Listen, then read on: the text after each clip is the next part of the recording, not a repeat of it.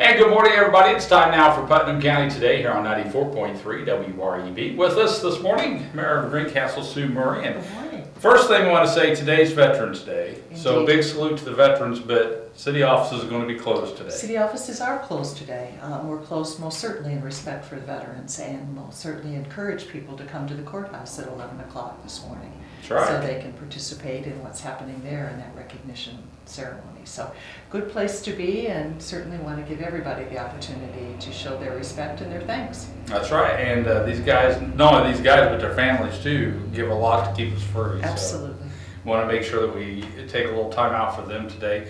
But the business of running the city continues no matter if the offices are closed. Actually, we have to push it, Right. to Wednesday night. So tomorrow night, council will meet, and instead of what happened last month, this month is a fairly light agenda. So Okay. I think anybody who is coming to participate will say, wow, thank you so much. I'm not going to be there quite as long. We have, first and foremost, we're going to recognize the recipients of the Sustainability Awards for Right. 2014. And so we're looking forward to that, and that will kick off the city council meeting this time. We only have a couple of pieces of business that are actually on the agenda. One is a second reading of an ordinance that will free up the parking lots. Right. That have been rental lots and change some other spaces that have been reserved over the years. So that'll be second reading on that, and we also are going to be passing a Clean City resolution. Okay. So Department of Environmental Management has a clean community program, Mm-hmm. and I have an intern who is really interested in pursuing that, and we thought it would be a nice fit Sure. with the Green Community of the Year designation that the city's gotten several times. So that resolution is part of that effort. All right. So aside from that, we'll have department heads telling us how they're going to be wrapping up this year, and hopefully not looking forward to any snow that's going to be hitting Right. Minnesota as we get into this week. But, Right. How is the city, I guess that should be the next question, how is the city prepared for this winter coming up? Well, Okay. we are well prepared. Brad Phillips, who is the Public Works Commissioner, takes great pride in making sure that we're ready. And even though we're still picking up leaves until Right. the day before Thanksgiving, we have at least a couple of our larger trucks that are already outfitted and ready to plow if that should become necessary. We're on standby for another load of our clear lane that we use on the roads. Our bins are full right now, so Okay. hopefully we are well prepared and that there aren't too many surprises, regardless of what persimmons say. Right, exactly. You know, and everybody, I think that's a lot, everybody coming off of last winter. Yeah. I mean, you got almost got to the point where things were shut down. I mean, it wasn't We did. Indianapolis. We actually Yeah. did for the first time. Yeah, had so to you shut know, it it was a bad winter, and I think, you know, with that fresh in everybody's mind, that's the major question I think everybody's asking. How prepared are we? We're prepared. How prepared, we'll see when we get to March, what kind of winter we've ended up having. But by all accounts and what we've done in the past, we're ready.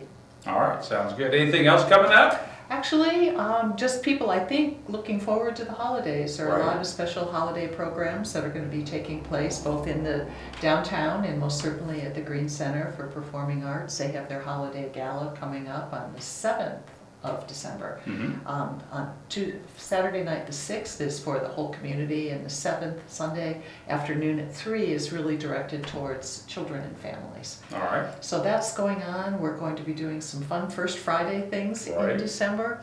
So we hope people will stay tuned and participate with us in some of those special opportunities to recognize the holiday season and family and Right. all we have to be thankful for in this community. And you know, I tell you what, it's remarkable because the community, the business area sector continues to grow.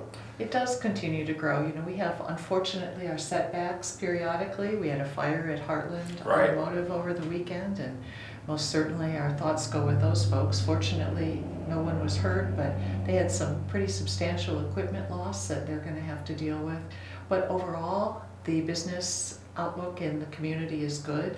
There are people scrambling to find employees, so if Right. anybody is looking for a job or knows someone who is looking for a job, there are many opportunities right now in Greencastle, and we hope folks will take advantage of And we know those. that Ascena has added some stuff on too, and they are really looking for people. Arcena really is under the gun. They need well over 100 people in the next couple of weeks that they would And- like to bring on. as a mayor and city official, that's a good problem to have. It's a really good problem to have, but it also makes people who might be looking at your Right. community as a place to possibly do business say, I wonder if they have the workforce to support us. Right. But it's far better than not having jobs available, and most certainly we're reaching out to the surrounding counties to let those people know that there are opportunities here in the greater Greencastle, Putnam County area, and we'd love for them to take advantage of them.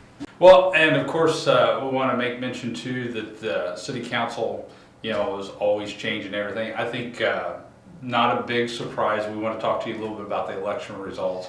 Not a big surprise. A lot of uncontested races this year during the election. The vast majority were uncontested races. Yeah. So what do you think as we head into, because the next one will actually deal with the city elections? It will deal only with the city elections, which is going to be unique. First, I'd like to say tomorrow night is Tyler Wade's first city council meeting. He was appointed by his precinct folks to replace Terry Smith. And so this will be his first meeting on Wednesday. Next year, we're going to have to add 2 council people. So we've had 5 traditionally for many, many years.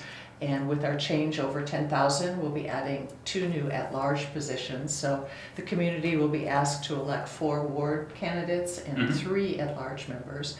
And most certainly the mayor's job and the clerk treasurer's job are also on the line. So I think when we look in small communities, I think there is going to be an opportunity for people to have choices in 2015, which is good, and it's important. And I think politics plays little role when it comes to paving streets and taking care of utilities and parks and cemeteries. It's a nonpartisan issue. It's an essential issue, and public safety is an essential issue, and that's not about politics. So I'm hopeful that we'll have lots of good candidates out there for people to choose from, and that folks will exercise that right to vote, which is always a real frustration for me. I don't know if it is for you or not, but it is something that we're asking our armed service folks to defend and fight for us. We celebrate Veterans Day tomorrow, so we can have that right. And the fact that the majority of us don't show up at the polls, it's personally very disappointing, and I think it's not really the statement we want to make about our pride in a democratic way of life and in our country. And last week's election, I think it was like 27% of the voters showed up, which is kind of low, and people, I think, kind of expected that because we had, very few contested races. But, this is a chance. I mean, when we hit over 10,000 in the city of Greencastle, you're adding 2 more people. Right. I mean, that's huge. It's significant. Yeah. It's significant, and there's really going to be a learning curve for the new people coming on, because it's going to be, a majority is going to be new council. So it's an opportunity for people to get involved if they've really got the interest. I want people to know that it does take time. It's just not something you show up for on a Tuesday night, for a meeting and it's over. These folks put in a lot of hours on other boards and commissions and committees, and they talk with their constituents and they work with their constituents. So it is a job that requires dedication, and it requires a real interest in helping the community grow. Right. So I encourage people to get involved, and I most certainly encourage people to go to the polls.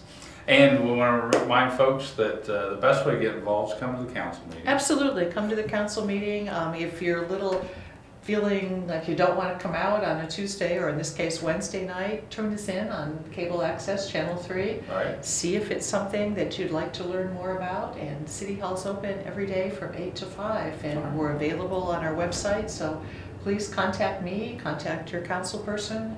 We would really enjoy the engagement. All right. Well, Sue, we appreciate you taking time to be with us today. We always enjoy a pleasure. Don't forget, if you're a nonprofit group or community organization, you have some or want some free airtime here on WREB, you too can be a part of Putnam County Today. Give us a call at 653-9717.